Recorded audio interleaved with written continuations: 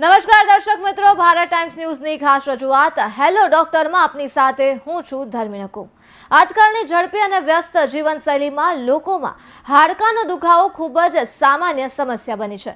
લોકો પોતાના રોજિંદા જીવનમાં વિવિધ પ્રકારના દુખાવાની ફરિયાદ કરતા હોય છે, પરંતુ ઘણીવાર તેઓ હાડકાની આ સમસ્યાનો નિકાલ નથી મેળવી શકતા. અને આ સાથે જ માહિતી મળી છે તેઓ આ સમસ્યાને ગંભીરતાથી નથી લેતા અને નજરઅંદાજ કરી દે છે. ત્યારે આજે આપણે વિવિધ હાડકાના સમસ્યાને લઈ હાડકાના દુખાવો વિશે આ એપિસોડમાં ચર્ચા કરીશું અને જાણીશું આપણા આજના અતિથિ વિશેષ ડોક્ટર પાસેથી કે તેનું નિદાન કેવી રીતે કરી શકાય, તેની સારવાર કેવી રીતે કરી શકાય અને હાડકાના દુખાવાની 10માંથી 8 પેશન્ટને બેક પેઇન હોય છે. બટ જે એ બેક પેઇન હોય છે એ બે પ્રકારના હોય છે. યા તો મિકેનિકલ બેક પેઇન હોય છે યા તો પેથોલોજીકલ બેક પેઇન હોય છે. મિકેનિકલ બેક પેઇન મોર દેન 70% હોય છે અને જે પેથોલોજીકલ હોય છે એ 20 to 30% હોય છે. મિકેનિકલ બેક પેઇન એટલે સાદી ભાષામાં સમજવા જઈએ તો સ્નાયુને સંલગ્ન કમરનો દુખાવો. અને જે પેથોલોજીકલ હોય છે એ ઘણા પ્રકારનો હોય છે, જેમ કે કોઈ પણ પ્રકારની સ્લીપ ડિસ્ક થાય, સ્લીપ ડિસ્કના કારણે થતું હોય, યા તો મણકા એકબીજા પર હલતા હોય તો મણકાના કારણે થાય, જેને સ્પોન્ડાઇલોલિસ્થેસિસ કહેવામાં આવે છે. યા તો મણકાની અંદર કોઈ પણ પ્રકારનું ઇન્ફેક્શન થયું હોય, યા તો ગાદી બહાર આવી હોય અને ગાદીના કારણે પૂરી જે સ્પાઇનલ કેનાલ હોય છે એ પૂરી સ્ટીનોઝ થઈ જાય તો સ્ટીનોટિક પેઇન બી હોય છે. અને ક્યારેક ક્યારેક જોવા મળતું હોય કે શરીરના બીજા કોઈ પણ પ્રકારનું, શરીરમાં કોઈ પણ પ્રકારના અંગનું જે કેન્સર થયું હોય એ સ્પાઇનલ કોર્ડની અંદર આવતું હોય છે. તો એ પ્રકારે ત્યાં મેટ્સ બન્યા હોય છે તો એનું બી પેઇન હોય છે. તો મોસ્ટલી જે પેઇન, બેક પેઇન હોય છે ડે ટુ ડે પ્રેક્ટિસની અંદર જેટલા બી વોકિંગ પેશન્ટ આવે છે ઓપીડીની અંદર, એમાંથી જે બેક પેઇનના 10 પેશન્ટ હોય એમાંથી 7 મિકેનિકલ બેક પેઇન વાળા હોય છે અને 3 કે 4 પેશન્ટ જે હોય એ પેથોલોજીકલ બેક પેઇન વાળા હોય છે. જે ડોક્ટર, આ બેક પેઇન થવાનું કારણ શું હોય મુખ્ય? સ્લીપ ડિસ્ક, સ્લીપ ડિસ્ક એટલે કે બે મણકાની વચ્ચે એક ગાદી આવેલી હોય છે અને એ ગાદી જ્યારે સામાન્ય રીતે આપણી સ્પાઇન જે હોય છે એ આ રીતે હોય છે. આ નીચેના મણકા છે જે લંબર સ્પાઇન કહેવામાં આવતી હોય છે મેડિકલ ટર્મિનોલોજીની અંદર.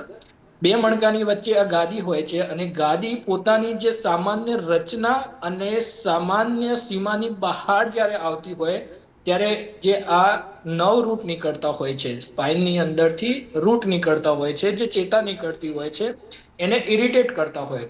તો એના કારણે જે તમને બેક પેઇન બી થાય અને સાથે સાથે લેગ પેઇન બી થાય, એને સ્લીપ ડિસ્ક કહેવામાં આવતી હોય છે. તો એના કારણો એ હોય છે કે જ્યારે તમે ક્યારે કોઈ વસ્તુ વજન, વધારે પડતી વજન ઉચકવા ગયા હોય ત્યારે ક્યારેક કમરમાં ચસ્કો આવી જતો હોય છે, એ બી બની શકે. ક્યારેક આગળ ઝૂકવાની અંદર ફોરવર્ડ બેન્ડિંગ જે કહેવાતું હોય છે એની અંદર બી થાય. હેવી એક્ટિવિટી જેમ કે જીમ કરતા હોય, જીમની અંદર વેઇટ લિફ્ટિંગ કરતા હોય, યા તો ઝુમ્બા ક્લાસીસ કરતા હોય, યા તો હેવી લેબર વર્ક વાળું જે કામ હોય જેની અંદર કે સ્પાઇનનું ઓવર યુઝ થઈ ગયું છે, કે રેગ્યુલર યુઝ જે હોય એનાથી ઓવર યુઝ થતો હોય ત્યારે આ પ્રકારની સ્લીપ ડિસ્ક જોવા મળતી હોય છે.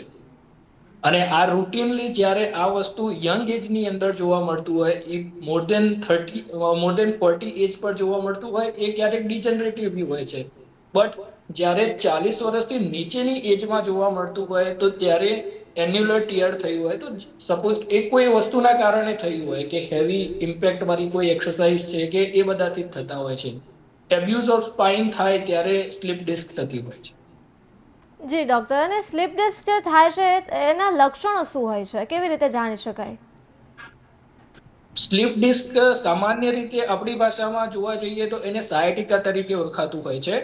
અને એ સાયટિકાની અંદર લક્ષણો એવા જોવા મળતા હોય કે તમને બેક પેઇન તો હોય જ, પણ બેકની સાથે એ દુખાવો પગની નીચેના ભાગમાં જતો હોય ને તળિયા સુધી જતો હોય. પેશન્ટને કમ્પ્લેન હોય ટિંગલિંગ, એટલે કે ટિંગલિંગ એન્ડ નમનેસ, એટલે પેશન્ટ એવું કે જનજનાટી આવે છે પૂરા પગમાં, પૂરા પગમાં સાહેબ બહેરાશ આવે છે. આ બધા એના લક્ષણ છે, જે આપણે સાદી ભાષામાં સાયટિકા તરીકે ઓળખાતું હોય છે. અને એ જે રેડિએટિંગ પેઇન હોય છે લોઅર લિમ્બની અંદર, એ જાણે કે ત્યાંથી કરંટ પસાર થતો હોય, ઇલેક્ટ્રિસિટી પસાર થતી હોય, એ ટાઈપનો દુખાવો હોય છે. બીજું એ બી કમ્પ્લેન હોય છે ક્યારેક પેશન્ટનું કે સર 20-25 ડગલા ચાલુ પછી પગ મારા ભારે થઈ જતા હોય છે. અડધો કિલોમીટર બી સર ચાલી નથી શકાતું, જેને નોર્મલી ક્લાઉડિકેશન ડિસ્ટન્સ કહેવામાં આવતું હોય છે. જ્યારે સ્પાઇનલ કેનાલની અંદર સ્ટિનોસિસ હોય, કે જ્યાં ગાદી પૂરેપૂરી સંપૂર્ણપણે કેનાલની અંદર જ હોય, ત્યારે આ પ્રકારના લક્ષણ આવતા હોય છે કે પેશન્ટ 100 ડગલા બી ના ચાલી શકે, હોસ્પિટલની બહાર બી ના જઈ શકે, અને એના પગ ભારે થઈ જતા હોય અને પેશન્ટે બેસી જવું પડે. ક્યારેક પેશન્ટ એવી બી કમ્પ્લેન કરે કે સર 5 મિનિટ બી ઉભો રહું તો પછી નીચે બેસી જવું પડે. એટલે આ રૂટીનલી જ્યારે સ્ત્રીઓ આ કમ્પ્લેન કરતી હોય કે સર રોટલી બનાવું છું તો 10 મિનિટ બી નથી બનાવી શકતી અને પછી તરત નીચે બેસી જવું પડે છે. એટલે આ એના સ્લીપ ડિસ્કના પર્ટિક્યુલર લક્ષણો આ છે. ટિંગલિંગ છે, નમનેસ છે, ક્લાઉડિકેશન ડિસ્ટન્સ થોડું તમારું ડિક્રીઝ થઈ ગયું હોય, you will be not able to stand more than 10 to 15 minutes. અને ક્યારેક જો સિમ્ટમ્સ વર્ઝન થઈ જાય, ખરાબ થઈ જાય, તો જાડો પેશાબ બી પકડાઈ જતો હોય છે. જાડો પેશાબ પકડાઈ જાય એટલે કે તમને એનું સેન્સ ના રહે બિલકુલ બી. પેશાબ તમને લાગે પણ તમને એની કઈ ખબર ના પડે.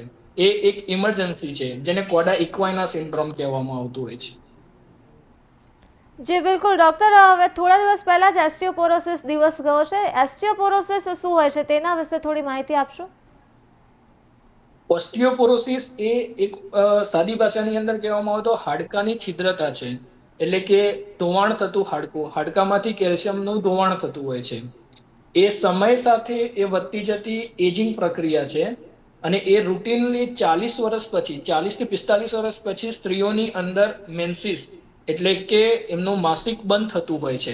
તો એ મેનોપોઝનો જે સમય શરૂઆત થતો હોય છે, એ વખતે એની અંદર ઓસ્ટિયોપોરોસિસની શરૂઆત થતી હોય છે.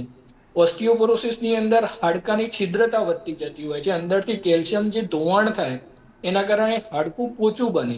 એટલે નાની બી સરખી કોઈ બી ટ્રોમા કે ઇન્જરી, ટ્રાયવિયલ ટ્રોમા બી, નાની ઇન્જરી ટ્રોમા બી તમને ફ્રેક્ચર કરી શકે છે. અને એની અંદર 2 ફ્રેક્ચર કોમન હોય છે. અગર તમે ક્યારે નોટ કર્યું હોય તો સ્ત્રીઓની અંદર અહીંયા કાંડાનું ફ્રેક્ચર થતું હોય છે અને મણકાનું ફ્રેક્ચર વધારે થતું હોય છે. તો એ જે વસ્તુ જે છે એ ઓસ્ટિયોપોરોસિસ સંલગ્ન છે. અને આ ઓસ્ટિયોપોરોસિસની અંદર ક્યારેક એના ટેસ્ટ કરાવવા પડતા હોય છે. 45-50 યર એજ પછી BMD સ્કેન કરાવવું પડતું હોય, બોન મેરો ડેન્સિટી સ્કેન કરાવવું પડતું હોય. એઝ પર WHO ડેફિનેશન, જો તમારો સ્કોર લેસ ધેન 2.5 છે તો પછી એની તમારે ટ્રીટમેન્ટ ચાલુ કરવી પડતી હોય છે. અત્યારે નો ડાઉટ કે લોકોની અંદર અવેરનેસ છે ઓસ્ટિયોપોરોસિસ બાબતે. સ્ત્રીઓ કેલ્શિયમ અને વિટામિન D3 ની ટેબ્લેટ લેતા હોય છે. I had seen that. But after the 60 યા 65 year of the age osteoporosis અને સિવિયર હોય તો એ કેલ્શિયમ કે એનાથી ના થાય, વિટામિન ડી થી એ પોસિબલ નથી કે એ રિસ્ટોર થઈ શકે. તો એ વખતે તમારે ટેરિફ્રેક ઇન્જેક્શન જે આવે છે, પેરાથાયરોઇડ હોર્મોન યા ડિનોસુમેબ ઇન્જેક્શન સ્ટાર્ટ કરવા પડતા હોય છે. એટલે 100% બેક પેઇનની સંલગ્નતા છે ઓસ્ટિયોપોરોસિસ જોડે. જેટલું ઓસ્ટિયોપોરોસિસ વધારે એટલો જ બેક પેઇન વધારે.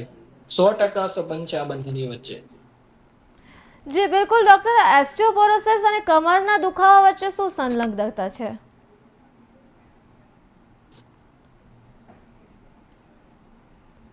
સ્લીપ ડિસ્કની સારવાર માટે કે પહેલા તો સ્લીપ ડિસ્ક અને ઓસ્ટિયોપોરોસિસ આ જે બધી વસ્તુઓ છે, ફર્સ્ટ ઓફ ઓલ પહેલા આની અંદર એક્સરે કરવો પડતો હોય છે. એક્સરે કરીને પેશન્ટને શું સિમ્ટમ્સ છે એ અકોર્ડિંગ એક્સરે કરવાનું. એક્સરે પછી અગર જરૂર લાગે છે તો MRI જેવા ઇન્વેસ્ટિગેશન કરતા હોઈએ છીએ.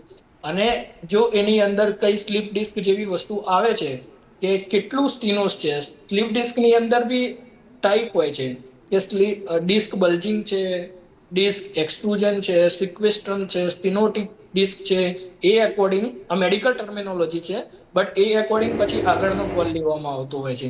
એવું જરૂરી નથી કે બધા જ સ્લીપ ડિસ્ક વાળાને સર્જરીની જરૂર પડે છે. 100 જે પેશન્ટ હોય છે સ્લીપ ડિસ્ક વાળા, એમાંથી 95 પેશન્ટ કન્ઝર્વેટિવ રેઝિમથી તૈયાર થતા હોય છે અને ફક્ત 5% લોકો એ જ સર્જરી કરાવવાની જરૂર હોય છે.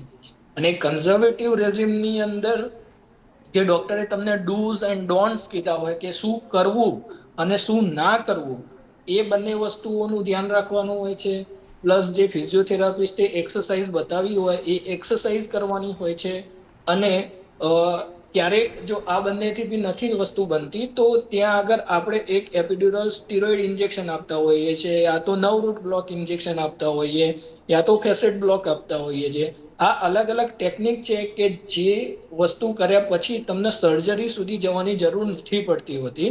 95% પેશન્ટ અહીંયા ક્યોર થઈ જતું હોય છે. બટ આની અંદર મેન રોલ છે એક્સરસાઇઝ, ડૂઝ એન્ડ ડોન્ટ્સ. ઘણા પેશન્ટ કહેતા હોય છે કે સર પૂરો દિવસ હું કામ કરું જ છું તો મેં એક્સરસાઇઝ કરી જ કહેવાય, બટ એ ખોટી વસ્તુ છે. પર્ટિક્યુલર અંગની અને પર્ટિક્યુલર કોઈ બી વસ્તુની પર્ટિક્યુલર એક્સરસાઇઝ હોય. એટલે જે બી ફિઝિયોથેરાપિસ્ટ જે એક્સરસાઇઝ બતાવતા હોય છે, કોર સ્ટ્રેન્થનિંગ એક્સરસાઇઝ, એ તમારા જે સ્નાયુ ત્યાંના વીક પડ્યા છે સ્પાઈનના, એને મજબૂત કરવાની જે એક્સરસાઇઝ છે એ એક્સરસાઇઝ કર્યા પછી જ એ આગળની જે બી વસ્તુ છે એ ડિસાઇડ થતી હોય છે. ડૂઝ એન્ડ ડોન્ટ્સ જે ડોક્ટરે કીધા છે કે આટલી વસ્તુ કરવાની, નીચે નહીં બેસવાનું કે વજન નહીં ઉચકવાનું. ડોન્ટ્સ એટલે કે આ વસ્તુઓ નહીં કરવાની અને આ વસ્તુ કરવાની, એ પ્રોપર ફોલો કરતા હોઈએ તો 3 કે 4 મહિનાની અંતે સ્લીપ ડિસ્કની તમને સર્જરીની જરૂર નથી પડતી હોતી. જી બિલકુલ ડૉક્ટર, આપણે સારવારની વાત કરી. હવે કમરનો દુખાવો જેઓને ઓલરેડી થઈ ગયો છે તેઓ એમાંથી મુક્તિ મેળવવા માટે શું કરવું જોઈએ, અને જેઓને હજી નથી થયો તો તેઓએ કમરના દુખાવાથી બચવા માટે પ્રિકોશન્સ તરીકે કઈ કઈ વસ્તુઓ કરવી જોઈએ? જેમ કે સ્પાઇનના દુખાવાથી બચવા માટે તો મેઇન વસ્તુ છે કે જે ડોક્ટરે ડૂઝ એન્ડ ડોન્ટ્સ કીધા છે એ કરવાના. કેટલાક પેશન્ટ અમારી જોડે જે આવતા હોય છે એ એવું કહેતા હોય છે કે સર મેં અહીંયા જઈને પાટા મરાયા, ક્યારેક કાયરોપ્રેક્ટિસ જોડે જઈને ત્યાં આગળ પટાકા બોલાવતા હોય છે. આ બધી વસ્તુ જે છે ટેમ્પરરી રિલીફ આપતી હોય છે, પણ એ વસ્તુ તમને ઇન ફ્યુચર ડેમેજ વધારે કરતી હોય છે. નો ડાઉટ એ વસ્તુથી તમને ટેમ્પરરી રાહત થતી હોય છે, 10-15 દિવસ માટે એ ટેમ્પરરી રાહત થાય, ક્યારેક તમને 2-3 મહિના માટે બી રાહત થઈ જાય, બટ ધેટ ડઝન્ટ મીન કે યુ હેવ બીન ક્યોર્ડ. તો એ વસ્તુ તમને ફ્યુચર માટે વધારે તકલીફ કરે છે. ક્યારેક પેશન્ટ સ્લીપ ડિસ્ક જોડે ગયું હોય, પણ જ્યારે પાટા કે કાયરોપ્રેક્ટર જ્યારે એ પટાકા બોલાવતા હોય ત્યારે પાર્ટ્સનું ફ્રેક્ચર બી થતું હોય, ફેસેટલ જોઈન્ટ ડિસ્લોકેશન બી થતું હોય, ત્યારે એ વસ્તુ તો એ લોકોને ઈજા વધારે કરતી હોય છે. એટલે મહેરબાની કરીને એ વસ્તુ ના કરવી જોઈએ કે જેનાથી આ પ્રોબ્લેમ આગળ વધે. જેમ કે ડોક્ટર એવી સલાહ આપી છે કે આગળ ઝૂકવું નહીં, આગળ ઝૂકીને વજન નહીં ઉપાડવું, નીચે નહીં બેસવું, ઇન્ડિયન ટોયલેટનો યુઝ ના કરવો. આ છે, આ વસ્તુઓ ના કરવી જોઈએ કે જેનાથી કમરનો દુખાવો એગ્રવેટ થતો હોય. જી બિલકુલ નિયમિત ડૉક્ટર. અને સંતુલિત આહાર લેવાથી નિયમિત સંતુલિત આહાર લેવો તથા રેગ્યુલર દિવસનું 45 મિનિટ્સ ચાલવું એ બી એક વસ્તુ છે કે જેનાથી બેક પેનને અટકાવી શકાતું હોય છે. બીજી બી એક વસ્તુ છે કે મેદસ્વીતાપણાથી બી બેક પેન થતું હોય છે. એટલે જે BMI ઇન્ડેક્સ છે કે body mass index, WHO definition મુજબ જે એની રેન્જ છે એની અંદર જળવાઈ રહે એ મુજબ તમારા હાઈટ મુજબ પ્રોપર તમારું વજન જળવાઈ રહે એ બી જરૂરી છે. એટલે આ બધી વસ્તુઓ છે કે જેના કારણે તમે તમારો બેક પેઇન જે બી થઈ રહ્યો છે એ તમે અટકાવી શકો છો. જી બિલકુલ ડૉક્ટર, સ્પાઇન સર્જરીને લઈને લોકોનામાં ઘણી માન્યતાઓ કે ગેરમાન્યતાઓ હોય છે, ઘણા લોકો ગભરાતા પણ હોય છે, તો તેના વિશે શું કહેશો? સ્પાઇન સર્જરી વિશે ઘણી બધી ગેરમાન્યતાઓ હોય છે જે આવીને પેશન્ટ ડિસ્કસ કરતા હોય છે. પહેલી માન્યતા એ છે, ગેરમાન્યતા, કે સ્પાઇનની સર્જરી કર્યા પછી બહુ જ લાંબુ સમય સુધી બેડ રેસ્ટ કરવો પડે છે. એ તદ્દન ખોટી ગેરમાન્યતા છે કે જે લોકોના મનમાં ઘર કરી ગયેલી છે. કેમ કે પેશન્ટને જે દિવસે સર્જરી કરીએ છીએ વેરી સેમ ડે એના એ જ દિવસે પેશન્ટને ચલાવવામાં આવતું હોય છે. અને બીજા દિવસથી તો એ લોકોને પેશન્ટને એક્સરસાઇઝ કરાવતા હોય છે અને થર્ડ ડે પર તો એમને ડિસ્ચાર્જ કરી દેતા હોઈએ છે. On the third day patient આવતા હોય છે આઉટ ઓફ કન્ટ્રીથી, એ લોકો ફ્લાય કરીને બીજી કન્ટ્રીમાં જાય બી છે, ઓવરસી બી જાય છે. તો મતલબ એવો કોઈ જ ગેરમાન્યતા રાખવાની જરૂર નથી કે બેડ રેસ્ટ કરવો પડે છે. એ બેડ રેસ્ટ જે બી હોય છે ટેમ્પરરી હોય છે, એક જ દિવસનો હોય છે. અને આફ્ટર ધ સુચર રિમૂવલ, ટાંકા નીકાળ્યા પછી 11-12 દિવસ પછી તો પેશન્ટને રેગ્યુલર એમનું જે કામ છે એ કરવાની બી છૂટ આપી દેતા હોઈએ છીએ. પછી બીજી એક ગેરમાન્યતા એ છે કે સર્જરી કર્યા પછી લકવો મારી જાય તો શું, બટ એવું પોસિબલ થતું જ નથી કે સર્જરી પછી લકવો ક્યારેય પેશન્ટને મારતો હોય. સર્જરી પછી લકવો મારવાની કન્ડિશન આજ સુધી મેં જોઈ નથી. બટ એ જરૂર છે કે તમે લકવો મારીને આયા હોય, લકવો તમને પડ્યો હોય અને એના પછી તમે સર્જરી કરાવી હોય તો એ લકવો રિકવર થવાના ચાન્સીસ 50% હોય છે, 50 થી 60% હોય છે. ત્રીજી માન્યતા એ છે કે રિવિઝન સ્પાઇન કરવું પડે છે, કે આજે એક સર્જરી કરી તો હવે ફરીથી બીજી કરવી પડશે સ્પાઈનની સર્જરી, ત્રીજી કરવી પડશે, પછી ચોથી વાર કરવી પડશે. નહીં, એ તદ્દન ખોટી વસ્તુ છે. એક વખત સ્પાઈન સર્જરી ત્યાં કરી જે લેવલ પર, એ લેવલ પર તમને ફરીથી ક્યારેય પ્રોબ્લેમ નથી થતો. બટ એ વસ્તુ સમજવાની જરૂર છે કે તમારે એક વખત વાળ તમારો એક વાર વ્હાઈટ થયો એનો મતલબ એવો નથી એ ચૂંટી નાખશો તો બીજો વાર વ્હાઈટ નહીં થાય. એ તમારી શરીરની પ્રકૃતિ છે કે તમારા બધા વાર વ્હાઈટ થવાના છે. તો એક ડિસ્ક બહાર નીકળી છે તો બીજી બી એના ઉપર નીચેની યા તો બીજી કોઈ જગ્યાએથી નીકળવાની છે. તો અગર તમે ડોક્ટરની સલાહ મુજબ ચાલ્યા છો તો કદાચ બીજી સર્જરીની જરૂર નથી પડતી હોતી. તોમાંથી કદાચ હાર્ડલી 3 કે 4 પેશન્ટને રિવિઝન યા તો સેકન્ડ સર્જરી કરવી પડતી હોય છે. બાકી અધરવાઈઝ એની અંદર કોઈ રિસ્ક હોતું જ નથી. પછી બીજી માન્યતા એ છે કે સર્જરી ક્યારે કરાવી, ગેરમાન્યતા એ છે કે સર્જરી ક્યારે કરાવી, જ્યારે 100% તમે પથારીવશ થઈ જાઓ ત્યારે જ તમે સર્જરી કરાવો. એ ખોટી વસ્તુ છે. પથારીવશ થવા સુધી રાહ જોવી એ પછી સ્પાઇન સર્જરી કરવી એ તમને ક્યારેય કોઈ રિઝલ્ટ આપતું નથી હોતું. એક વખત અગર લકવો મારવાની શરૂઆત થઈ છે અને જો તમે વિધિન 24 અવર્સની અંદર ઓપરેટ કરાવો છો તો એ લકવો રિકવર થવાના ચાન્સીસ, ફરીથી એને રિકવર થવાના ચાન્સીસ 60 થી 70% હોય છે કે એ લકવો રિકવર થઈ શકે છે. બટ લકવો માર્યાના 5-10 વર્ષ પછી આવવાથી યા તો ખાસા સમય પછી આવવાથી એ વસ્તુ પોસિબલ નથી કે લકવો રિકવર થાય. આ બધી જે માન્યતાઓ છે કે જે સ્પાઇન સર્જરી જોડે ખાસી એવી જોડાયેલી છે કે આ માન્યતાઓ પબ્લિકની અંદર આ મિથ્સ છે કે myths related to the spine surgery આ બધા જોડાયેલા છે જેની વચ્ચે. જી બિલકુલ ડૉક્ટર, અમારી સાથે જોડાઈ ખૂબ જ સુંદર માહિતી આપવા બદલ તમારો ખૂબ ખૂબ આભાર. તો દર્શક મિત્રો, આ હતો હેલો ડૉક્ટર ભારત ટાઈમ્સ ન્યૂઝનો ખાસ કાર્યક્રમ. ફરી મળીશું એક નવા વિષય સાથે આ વિશેષ રજૂઆતમાં.